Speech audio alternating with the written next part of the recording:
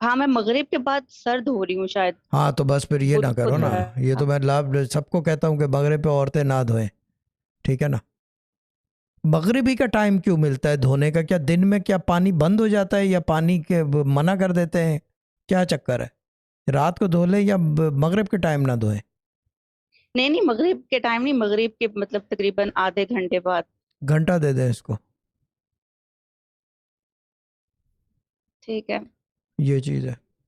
देखिए मगरिब की नमाज का वक्त तो बहुत जल्दी ख़त्म होता है, मगर सूरज जाते जाते जो है ना, जो ट्रांजिशन है वो काफ़ी देर होती है, तकरीबन 30-40 मिनट लग जाते हैं फुली डार्क होने में।